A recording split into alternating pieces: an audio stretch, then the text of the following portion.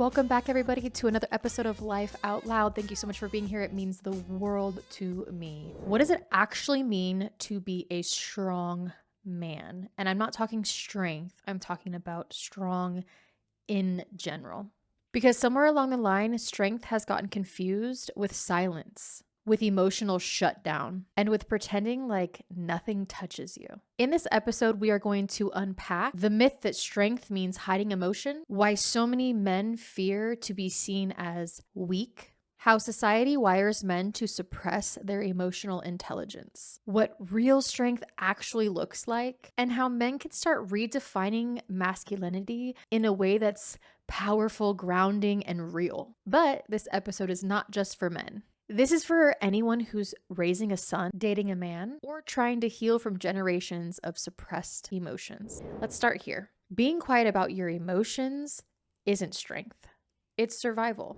And we've been sold this idea that real men man up, deal with it, and never show weakness, but that's not strength at all. That's fear in a hard shell. Silence is not self-control, it's often self-abandonment. And I just want to touch on why men hide their emotions. Most men aren't cold, they're scared. They're scared to be seen as soft, scared to admit when they're hurting, scared that somebody will weaponize their vulnerability, so they shut down. They laugh things off, they bottle it up, because somewhere along the way they were taught that emotions means weakness. But you know what's actually weak? Living disconnected with yourself just to look strong. Just to pretend to everybody that you don't have emotion and you're not going through anything. I'm going to kind of break down how society has failed men emotionally. There's a word that I hear out there all the time, and when I hear it, I kind of cringe because it's been so flippantly used in so many ways that I just want to wring the neck of the person using it. And that word is toxic masculinity. People really do confuse masculinity with toxic masculinity.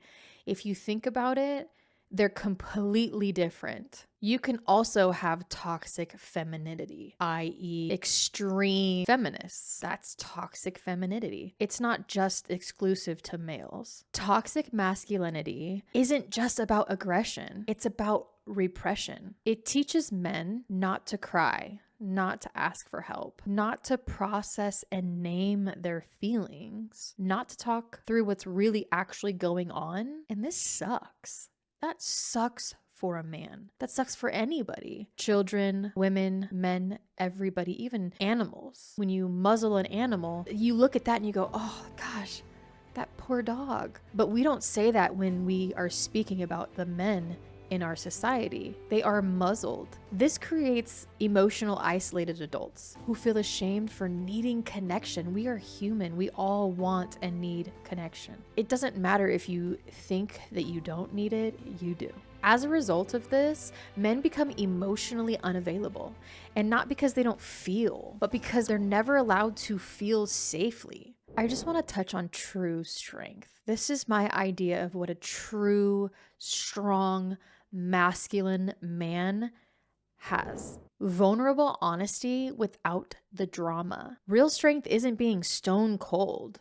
It's being honest without overreacting. It's about being present without needing control. It's saying, I need help. It's saying, I'm not okay and not crumbling when somebody sees it. Strength is choosing to feel instead of suppress. It's being self-aware enough to know when you're hurting and grounded enough to communicate it with clarity, not chaos. That takes more courage than bottling up all of your emotions and pretending that you're fine. I'm going to give you kind of an idea of how to embrace emotion without fear. Here's how men and those who love them can start flipping the script. Name your emotion. If you can't name it, you cannot process it.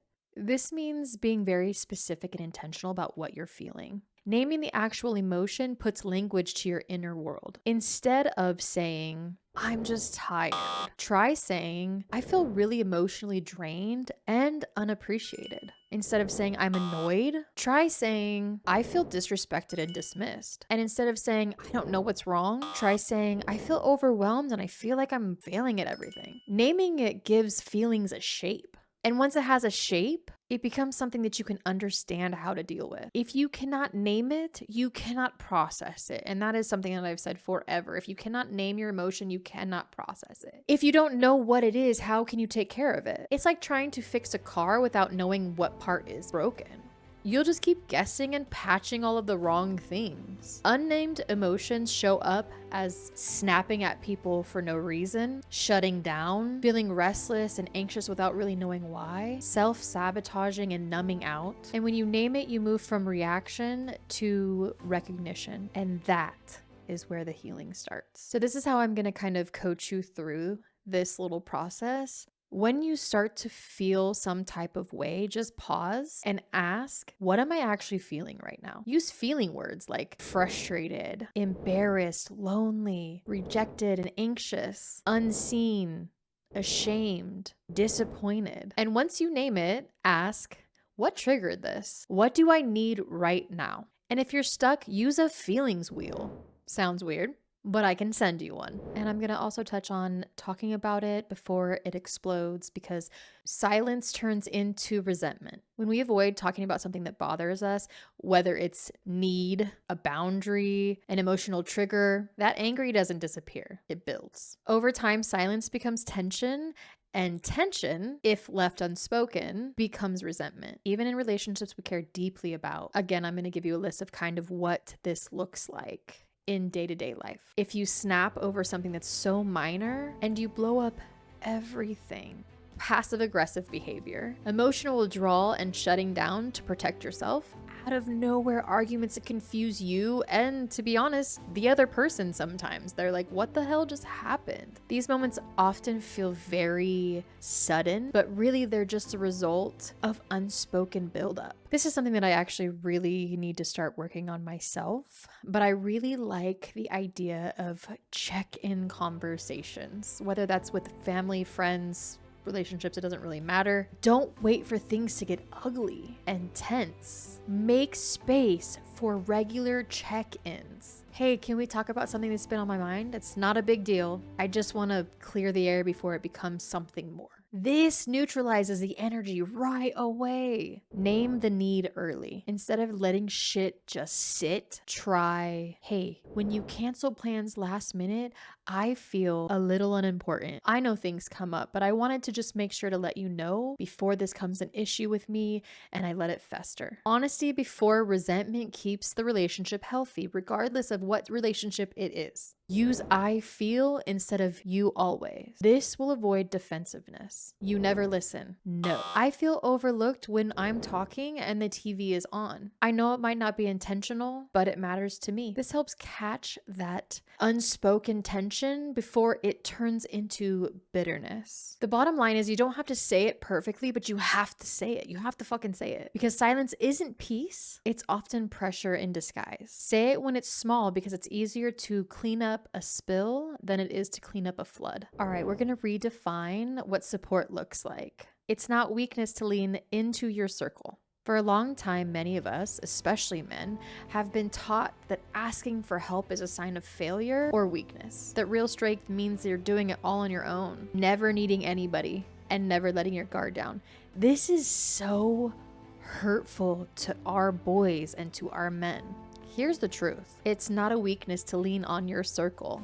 Surround yourself with people who value vulnerability. It really only feels unsafe when it's not respected. And it's not about being overly emotional. It's about not being emotionally starved.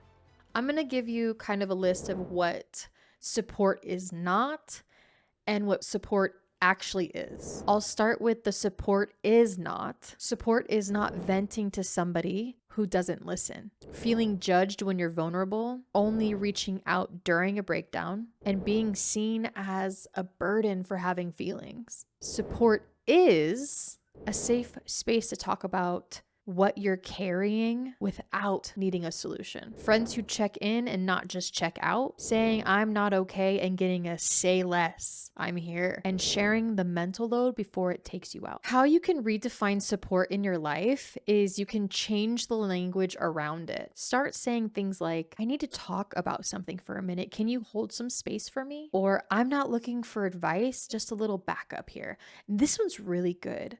I actually learned this from Mel Robbins, and she mentions that when your children come to you, or anybody for that matter, you can ask them. The very first thing you can ask them is, do you want me to give you advice, or do you want me to just shut up and listen? Man, that's powerful. That's powerful, because sometimes, especially me, because I'm a solution-based person, I will forever want to find a solution for you. That's just the first thing my mind does. What's the solution? But sometimes people don't fucking want that. They want somebody to say, hey, I'm here to listen and do just that. I'm gonna shut the fuck up and let you vent. And I'm not gonna say anything that you can change or work on, or what I see that you did differently or could do differently. Sometimes people just want that. They want you to be like, I'm not gonna say anything. I'm just going to sit here and listen. That gives people clarity, and you don't have to feel like you're dumping emotions on anybody. I encourage you to build a safe circle. Support starts with who you let into your life, and this is huge in so many ways of your growth and your success is who is in your inner circle, and this just ties into this whole thing. You need to surround yourself with people who ask you how you're really doing and mean it, like they genuinely give a fuck about what you're doing or how you're feeling. People who don't flinch when you're being honest. People who make you feel lighter and not smaller. And you have to really try to reciprocate this. Don't perform, actually reciprocate it. The best circles are mutual, hands down. But that doesn't mean that you owe somebody a deep secret every time they open up to you. Just show up and consistently give a fuck about that person. I also hope that we can stop equating strength with silence. Strength is knowing when to handle things alone, but also knowing when to tag in your people. I'm strong, but right now I really don't want to carry this alone. That's okay. The bottom line is that leaning on your people doesn't make you weak. It makes you fucking strong. And it makes you wise. Because healing doesn't always happen in isolation. If you're constantly second guessing about whether or not it's safe to be yourself, then it's probably not safe. If your emotional honesty is being met with jokes, silence, or shut down, it's not being respected. Vulnerability isn't the issue. Lack of emotional safety is. This isn't about being overly emotional. It's about being emotionally starved. This is where people get it twisted. You're not too sensitive. You're just not being emotionally nourished. Most people who crave depth, honesty, and presence in their relationship aren't needy. They've just been starved of that kind of connection for a long time. Man, I swear there's nothing like connecting with another human on such a deep level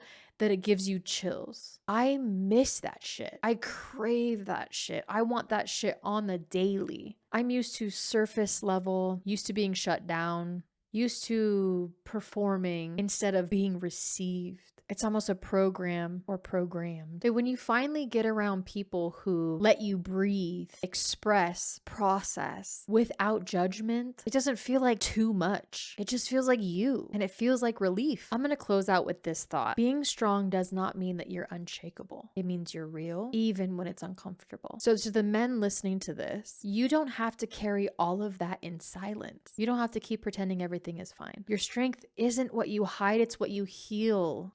I just wanted to say that I've always been an advocate for men. And I don't mean that in like, I don't also advocate for women. I mean it more in a sense of, I really truly get how society has molded men to feel this type of way. And I really honestly believe that we've failed our men as women. I'm going to touch more on this topic when my friend Dini comes to town. I really feel like we're going to have a really good conversation about this. It might be a live podcast, it might be recorded, it might be both.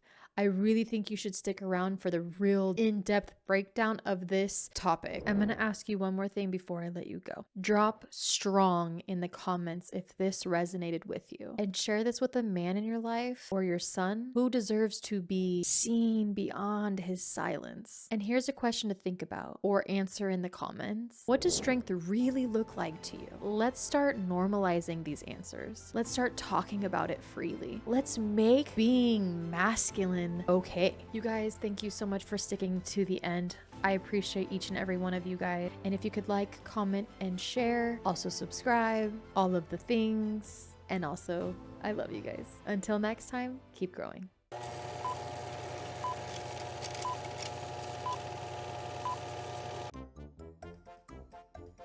I appreciate each and every. I really do have a soft spot in my heart for men, or a hard spot. Giggity. Everything is a molehill.